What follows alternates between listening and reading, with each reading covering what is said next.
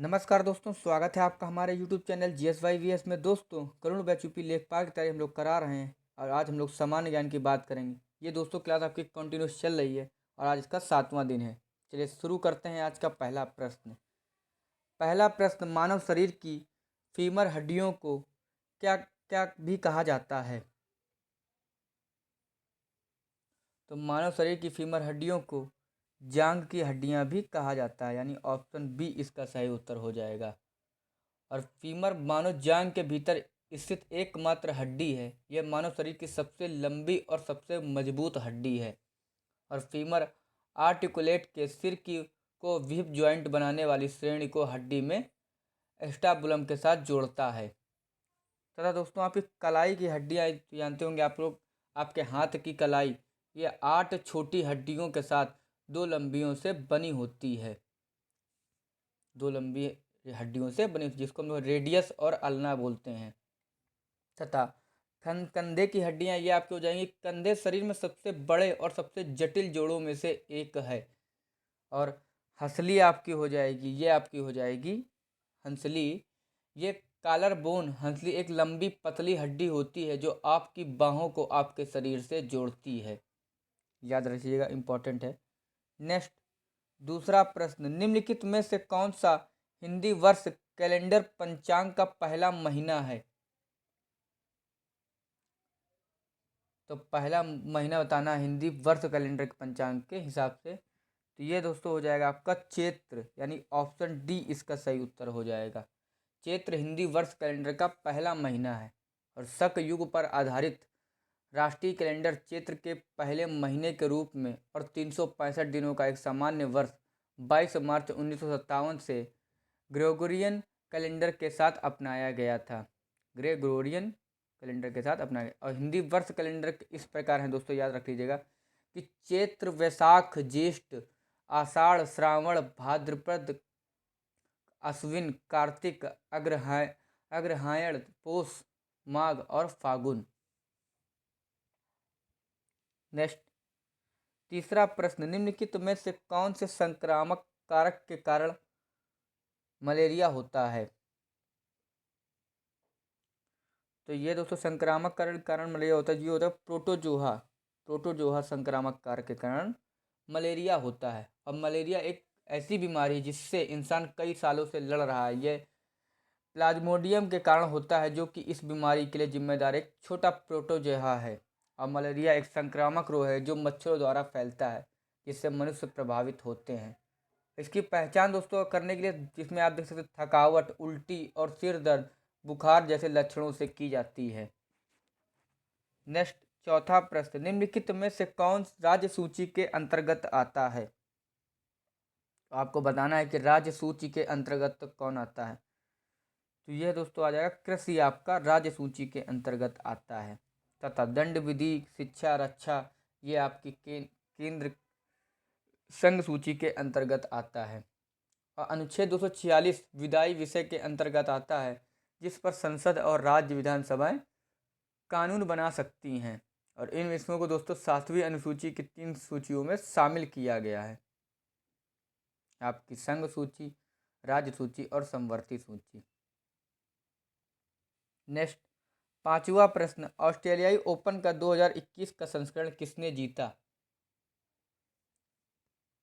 तो Australia open का 2021 का संस्करण नोवाक जोकोविच ने जीता है, यानी ऑप्शन डी इसका सही उत्तर हो जाएगा।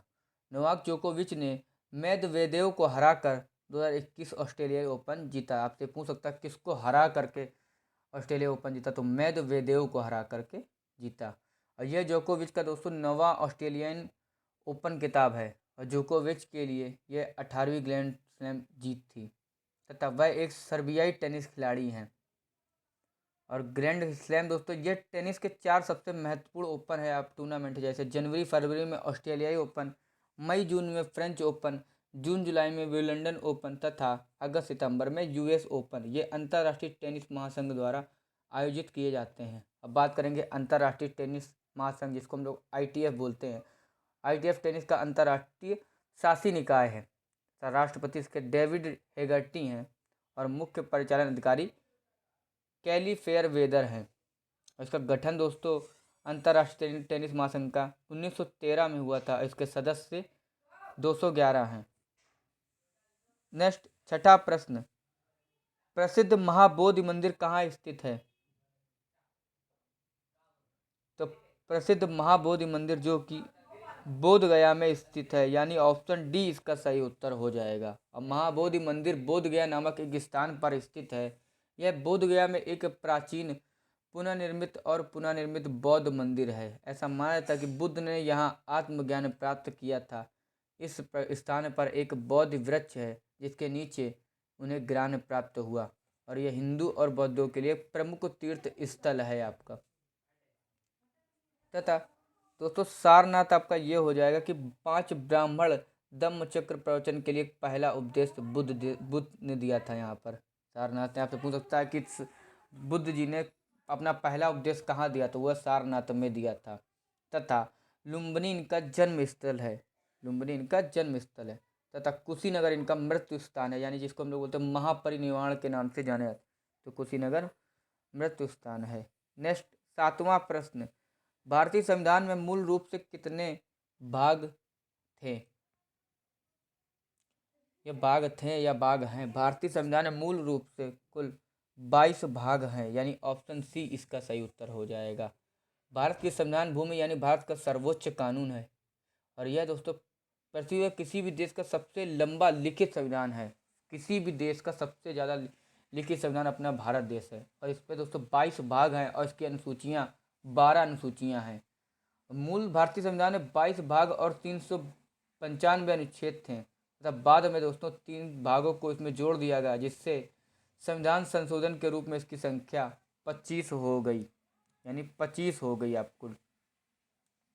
और इसे भारत की संविधान सभा ने 26 नवंबर 1949 को अपनाया था, और यह 26 जनवरी 1950 को प्रभावी हुआ था। नेक्स्ट, 8वां प्रश्न, बुद्ध चरित्र के लेखक थे?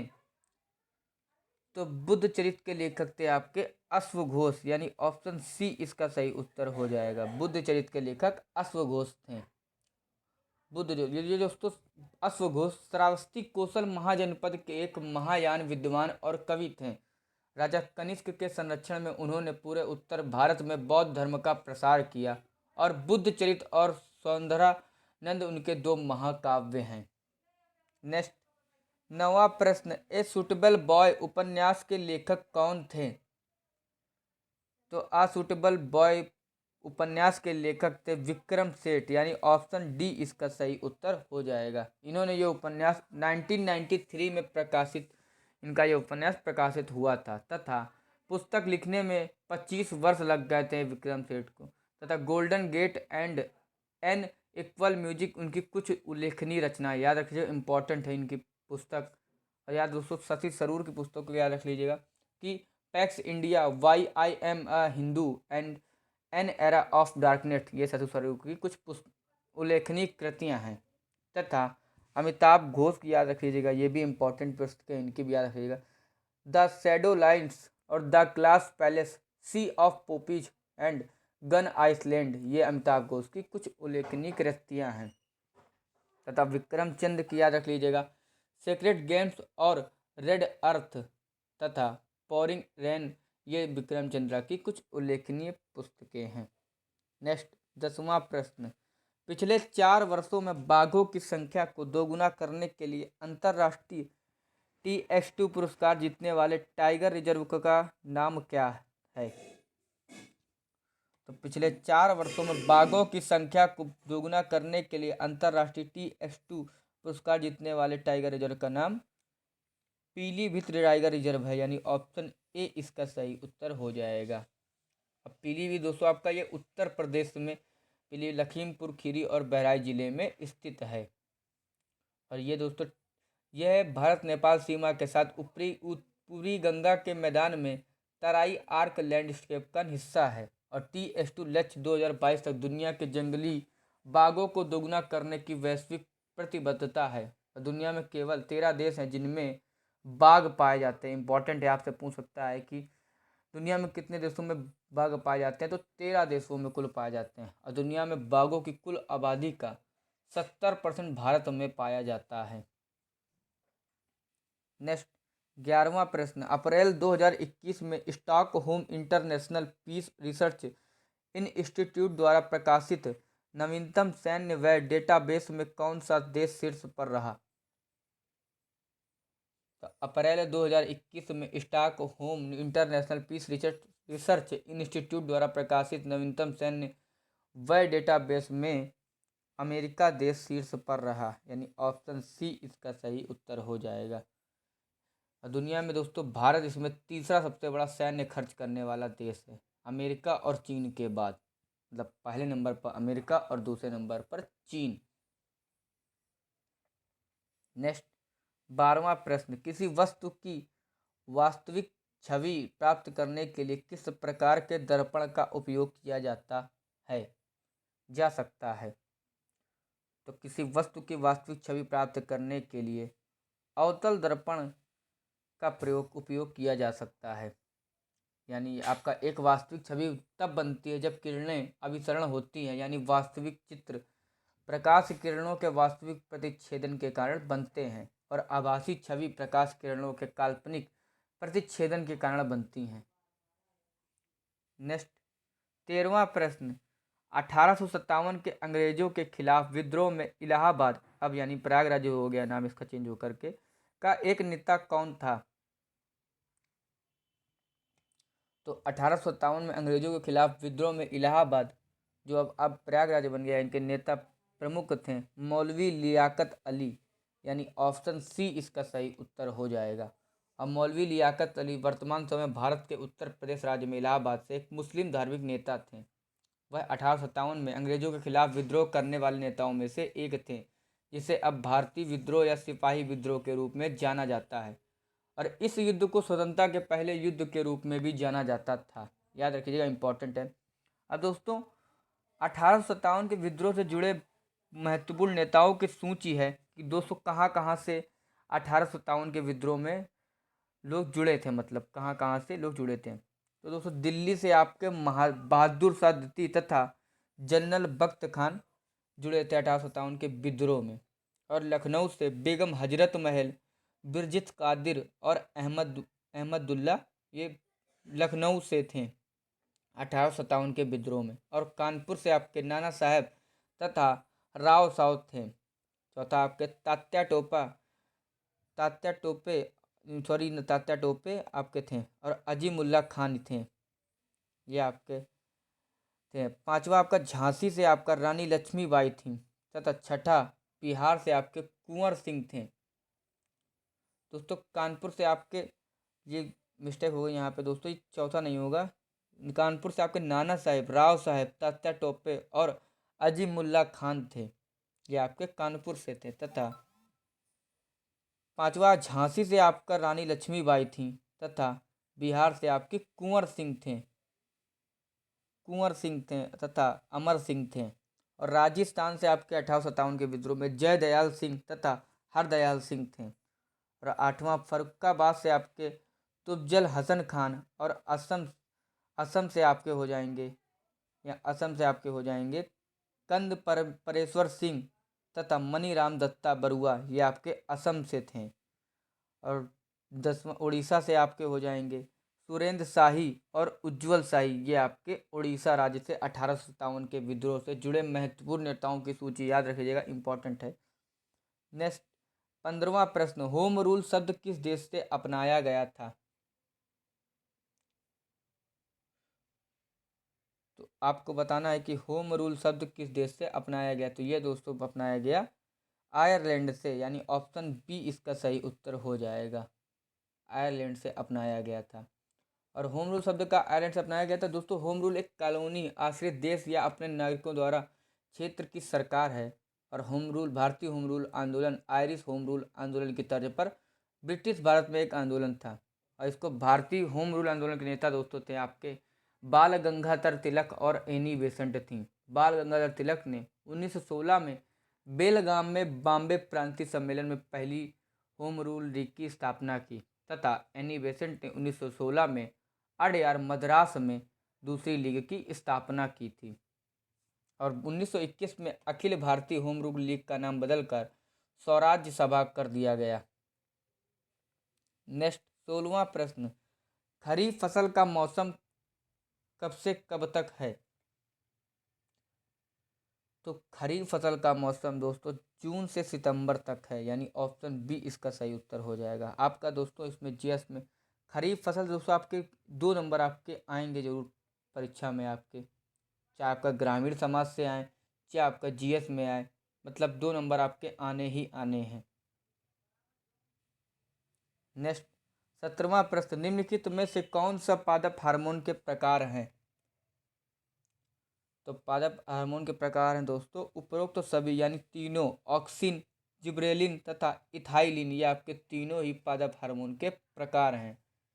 और फलों के पकने के लिए इथाइलिन हार्मोन जिम्मेदार होता है, याद रख लीजिएगा। और जिब्रेलिन पौधों की प्रसूति को तोड़ने में मदद करते हैं। और ऑक्सिन सबसे महत्वपूर्ण पादप हार्मोन में से एक है। नेक्स्ट 18वां प्रश्न, केंद्रीय सांख्यिकी कार्यालय सीएसओ के अनुसार आईआईपी गणना का वर्तमान आधार वर्ष कौन सा है? तो केंद्रीय सांख्यिकी कार्यालय सीएसओ के अनुसार आईआईपी गणना का वर्तमान आधार सन 2011 से 12 है, यानी ऑप्शन सी इसका सही उत्तर हो जाएगा।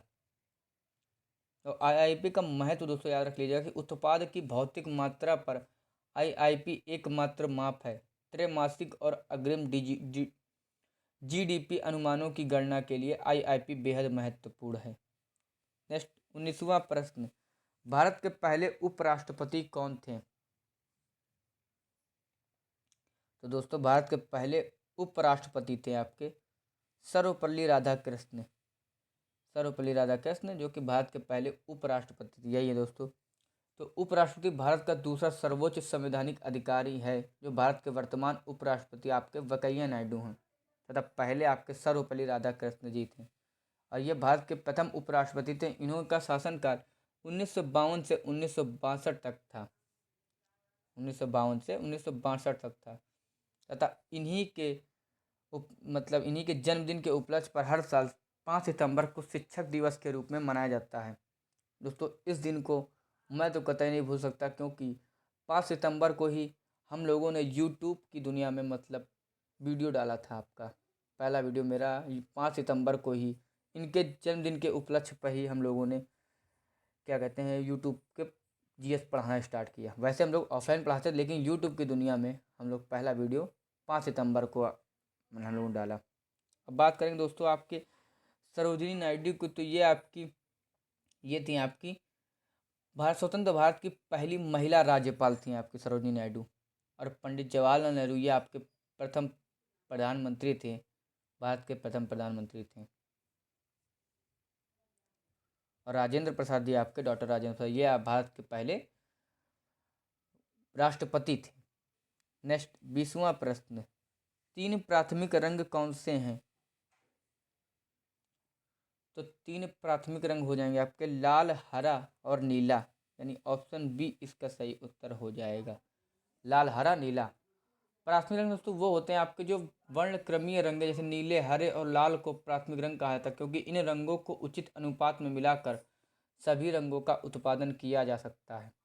और माध्यमिक रंग आपके वो हो जाएंगे तो किसी भी 2 प्राथमिक रंगों के मिश्रण से उत्पन्न रंग को द्वितीयक रंग कहा जाता है। जैसे 3 माध्यमिक रंग हो जाएंगे पीला, मैजेंटा और पीकॉक नीला। नेक्स्ट 21वां प्रश्न, दिल्ली में कुतुब मीनार के पास लोहे का खंभा किसके द्वारा बनवाया गया था? तो दिल्ली में कुतुब मीनार के पास लोहे का खंभा चंद्रगुप्त द्वितीय के द्वारा बनवाया गया था, यानी ऑप्शन डी इसका सही उत्तर हो जाएगा। और लोहे का खंभा दोस्तों 23 इंच व्यास वाली 23 फीट 8 इंच ऊंची एक संरचना है, जिसे राजा चंद्रगुप्त द्वितीय द्वारा बनवाया गया था और अब दिल्ली में मेहरौली में कुतुब परिसर में खड़ा है। नेक्स्ट 22वां प्रश्न, ओणम भारत के किस राज्य में मनाया जाने वाला त्यौहार है? तो ओणम दोस्तों ये आपका केरल में मनाया जाने वाला प्रमुख त्यौहार है। यह केरल का एक फसल काटने का उत्सव है। यह दोस्तों राजा महाबली के आगमन के उपलक्ष्य में मनाया जाता है। यह त्यौहार 10 दिनों तक चलता है। अब बात करेंगे कर्नाटक की, तो कर्नाटक में दोस्तों मकर संक्रांति, हम्पी त्यौहार और होयसला महोत्सव और करगा महोत्सव मनाया जाता है। तथा केरल में आपका ओणम, त्रिशूर पूरम, अराटट्टू और अरनमुला उष्ट्टी ये आपके केरल में मनाए जाने वाले त्यौहार। तथा गोवा में आपके सिग्मो साहो जुआहो त्यौहार गोवा में मनाए जाते हैं। तथा तमिलनाडु में आपके याद रख लीजिएगा कि महामहिम थाईपुसम कार्थिगई दीपम तिरुवायारू महोत्सव ये आपके तमिलनाडु में मनाए जाते हैं। नेक्स्ट 23वां प्रश्न, निम्नलिखित में से उत्तर प्रदेश की कौन सी नदी उत्तर की ओर बहने वाली नदी नहीं है? तो दोस्तों इनमें से कोई भी नदी उत्तर प्रदेश की ओर उत्तर की ओर बहने वाली नदी नहीं है। उपरोक्त में से कोई नहीं। ऑप्शन डी इसका सही उत्तर हो जाएगा। बेतवा नदी, ये दोस्तों नदी विंध्य रेंज मध्य प्रदेश में उत्पन्न होती है और यमुना की सहायक नदी है। बेतवा और यमुना का संगम उत्तर प्रदेश के हमीरपुर जिले में है तथा उत्तर प्रदेश का माटा टीला बांध इस नदी के ऊपर बनाया गया है। और आपका रिहंद बांध, रिहंद नदी ये आपका पुराना नाम दोस्तों रेणुका था तथा यह सोन नदी की एक सहायक नदी है और छत्तीसगढ़ और उत्तर प्रदेश के भारतीय राज्यों से होकर बहती है। और आपका कन्हर नदी यह है आपकी सोन नदी की एक सहायक नदी है और यह छत्तीसगढ़, उत्तर प्रदेश और झारखंड के भारतीय राज्यों से होकर बहती है। नेक्स्ट 24वां प्रश्न, उत्तर प्रदेश में निम्नलिखित में से किस जिले में भारत छोड़ो आंदोलन के दौरान एक समानांतर सरकार की स्थापना की गई थी? तो उत्तर प्रदेश में बलिया जिले में भारत छोड़ो आंदोलन के दौरान एक समानांतर सरकार की स्थापना की गई थी और ये 8 अगस्त 1942 को महात्मा गांधी द्वारा अखिल भारतीय कांग्रेस कमेटी के बॉम्बे सत्र में भारत छोड़ो आंदोलन शुरू किया गया था आपका यह। नेक्स्ट 25वां प्रश्न, राज्यसभा के पदेन अध्यक्ष के रूप में किसे जाना जाता है? तो राज्यसभा में पदेन अध्यक्ष के रूप में जाता है दोस्तों उपराष्ट्रपति को, यानी ऑप्शन सी इसका सही उत्तर हो जाएगा। उपराष्ट्रपति ही राज्यसभा का पदेन सभापति या फिर पदेन अध्यक्ष होता है और ये दोस्तों आपका अनुच्छेद 64 के अंतर्गत आता है। भारत के उपराष्ट्रपति राज्यसभा के पदेन सभापति होते हैं। ऐसे दोस्तों और भी जैसे अनुच्छेद हैं आपके इन्हीं से रिलेटेड कि अनुच्छेद 63 आपका भारत के उपराष्ट्रपति तथा भारत का एक उपराष्ट्रपति होगा और अनुच्छेद 64 आपका हो जाएगा उपराष्ट्रपति राज्यसभा का पदेन सभापति होता है और अनुच्छेद 65 आपका राष्ट्रपति की अनुपस्थिति में उपराष्ट्रपति राष्ट्रपति के रूप में कार्य करेगा तथा वेतन और भत्ता जो भी होगा वह सब आपका राष्ट्रपति के पद के मतलब रूप में मिलेगा उपराष्ट्रपति को। और अनुच्छेद 66 हो जाएगा उपराष्ट्रपति का चुनाव संसद के दोनों सदनों अर्थात लोकसभा और राज्यसभा के निर्वाचित सदस्यों द्वारा किया जाता है। दोस्तों आई होप आपको वीडियो अच्छी लगी और अच्छी लगी इसको लाइक करें, कमेंट करें एंड चैनल को सब्सक्राइब करें। धन्यवाद।